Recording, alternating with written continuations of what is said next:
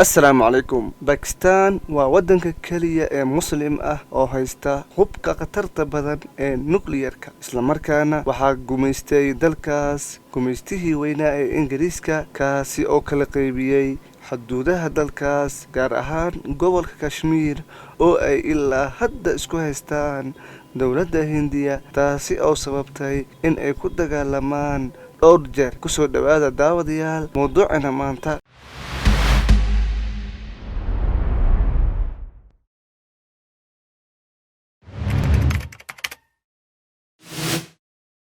inta aan ka hadlin qaabka iyo wadada ay u martay Pakistan in ay hesho hubka wax gumaada ee nuclear-ka waxaa dib ugu laabanaynaa qaadashadii xorriyadeeda iyo marxaladaha ay soo mareen dagaaladii ka dhexeeyay Hindiya iyo Pakistan. Maalin Arbaco ah 14 August 1947 Pakistan waxay xorriyadda ka qaadatay gumaystihii weynaa ee reer Yurub ee Ingiriiska waxayna noqotay dalka madax bannaan wadankii Hindiya oo ay markii hore ka tirsan Pakistan. xorriyadda ay ka heshay Ingiriiska ma noqon mid la mahdiyay kadib markii gumaystihii Ingiriisku Pakistan iyo Hindiya ka dhex shiday dab aan xal loo helin ilaa maanta taagannahay 15 August 1947 maalin Khamiis ah Hindiya ayaa iyaduna gumaystihii Ingiriiska ka heshay xorriyaddeeda. waa maalin kadib xorriyadda Pakistan. Ingiriisku waxa uuna labada wadan ee Pakistan iyo Hindiya ee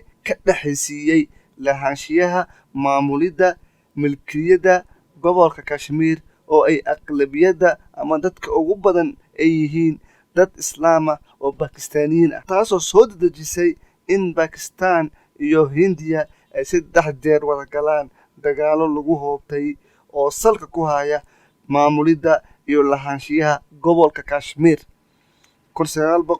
1948 hal sano marka laga joogo xilligii ay labada wadan xorriyadda qaateen waxaa durba qarxay dagaalkii koowaad ee Pakistan iyo Hindiya.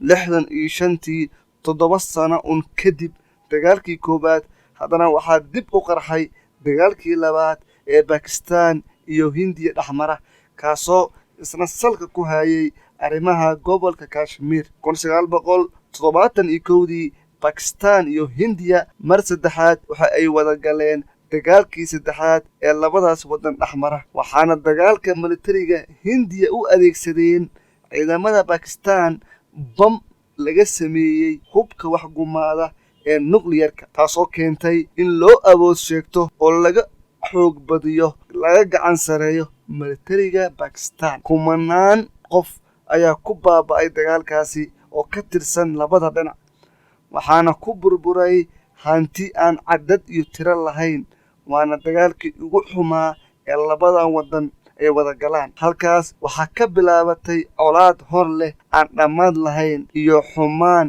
aan bogsan doonin oo Pakistan iyo Hindiya ka dhaxaysa inta gobolkaas Kashmir xal loo heli doono mustaqbal. sanadkii 1974 militariga dowladda Hindiya ayaa sameeyay tijaabadii qumbuladii ugu horeysay ee hubka wax gumaada ee nuclear-ka. Pakistan xilligaasi ma haysan tiknoolajiyadda horumarsan sida Hindiya oo kale.